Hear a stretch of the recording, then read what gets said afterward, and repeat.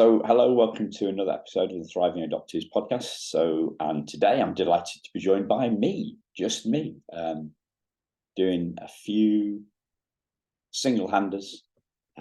So, rather than interviewing a guest, you've just got me today. So, I came up with this idea yesterday.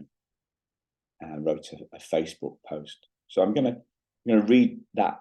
I'm going to read that to you and then talk a little bit around that. Trying to do some different stuff to keep me fresh, and so that way, hopefully, you're still interested in hearing what we've got to say, and maybe it helps you along your way, because that's all I'm doing this for, right? So, who would we be without that voice in our head that tells us there's something wrong with us, that we're substandard, that our birth mother rejected us, that will never heal because we're forever stuck with our trauma? Who would we be without the anguish of feeling separated from the one that brought us into the world, feeling apart from the one we were a part of for 9 months? Who would we be without memories, both implicit and explicit, subconscious and conscious, painful or just uncomfortable? We all already are. We're not our thoughts that come and go, even the ones that come back again and again. We're not our feelings, even those we've felt a million times. We are not our memories, even the ones that haunt us. We already are. We are diamonds veiled by the trauma we feel, think, and remember. The trauma hides who we are, but it doesn't change who we are. The trauma dims our brightness, but it doesn't diminish how bright we are. That trauma disguises our self-esteem, but it doesn't reduce our self-esteem. If I could give you sight of all that yourself, I would, but I can't. There's no such thing as a second-hand insight. We have to see things for ourselves. All I can do is keep pointing and learning how to point more clearly and trying different pointers. So that's what I do, because I'm still on the steep part of the learning curve to help others along their learning curve. Let's keep going.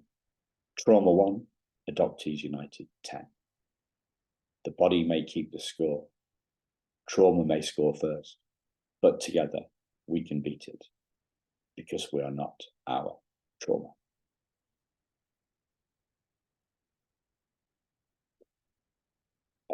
Summing up a few different ideas that I've had recently, trying to put them in a very concise form.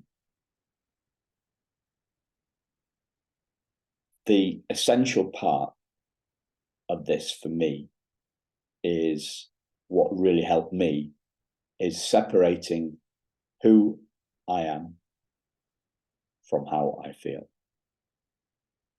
So trauma is a toxic cocktail of insecurity, fear, anger, shame, all those toxic emotions. And yet we're the glass, okay? We're the cocktail glass. We're not the contents of the glass. We are not that toxic cocktail. We are the unblemished, shiny, glitzy cocktail glass who, when the light catches it bounces off, and whatever goes in that cocktail glass doesn't change it. And this is huge because it gives us a different perspective. It gives us a sense of separation, not separation from our birth mother, but separation from our trauma. And once we've seen who we are, that cocktail glass, that diamond, people that you might have heard me doing the diamond metaphor, so the diamond that's hidden in the clenched fist. Because for me, trauma manifested and still manifests as anger. So this morning I was walking the dog and she wouldn't, she kept on turning back. We were walking the older dog and the little one. My wife took the little dog back. I carried on with the older one. I put her on a lead so that she wasn't tempted to go back. She could tell that we were going on and she couldn't run back to a little sister. And she kept on pulling me back, and I was trying to listen to something, and I was trying to just get on with my day, and kept pulling back, and I shouted at her, like really loudly, really aggressively, and it's anger, right? It's coming back. Is it a trauma response? Who knows? Who knows? I know my mind can make that connection. Maybe it is. But one of the things I've been looking at recently is the two sides of the adoptee coin. So my anger when I came out of the fog when I was 40 with a teddy bear, people may have heard this story. It manifested as anger towards my birth mum for not loving me enough to keep me. And it struck me this morning. No, that wasn't this morning. Actually, last week. That I was blaming somebody else. I was angry at my birth mother. But what if that anger was the flip side of not feeling good enough to keep? A therapist that has been on the Thriving Adoptees podcast recently was telling me, I'm sorry, I can't remember who it was, but they're two sides of the same coin. So there's anger, projecting our hurt on the outside of the world, is the flip side of shame on the other side of the coin, the shame of not being good enough. And that shame has echoed through my life. It's been the not good enough has been a theme that's kept on coming back and coming back and coming back. And it hurts. And yet something this morning really landed for me as that anger and that shame as a way of,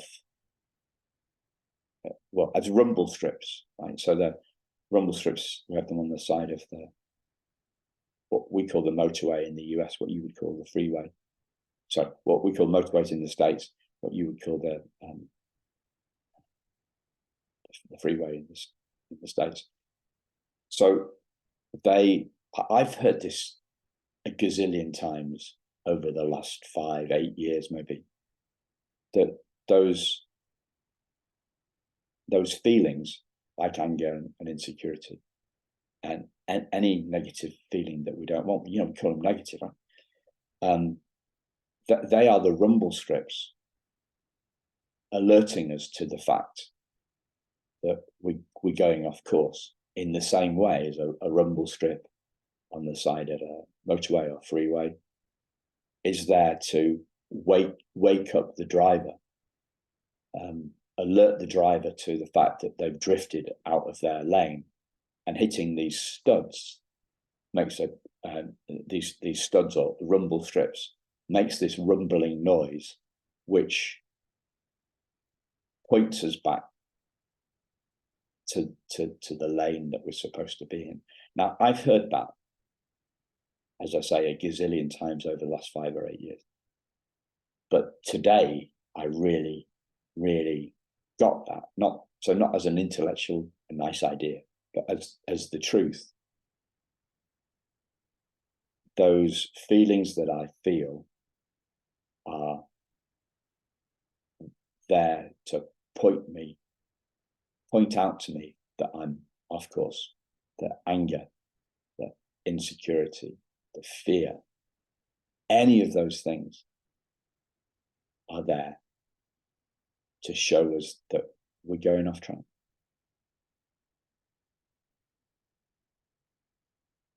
And the relief at that for me this morning,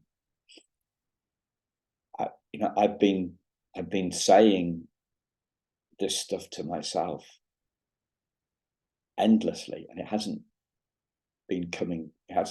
been my experience. It's been a theory. I've still been, for the last 14 years since seeing who I am, I have been constantly forgetting that.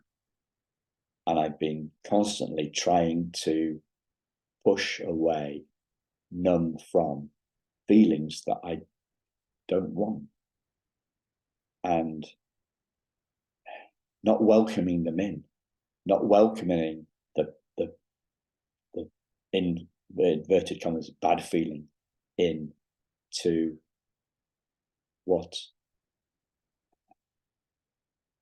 into me, not welcoming it as a sign, thanking it for the suggestion that it's giving me to get back in my own lane. And that's landing really deeply for me for some reason this morning. So I just wanted to share that, and I hope that helps in some way. See you soon.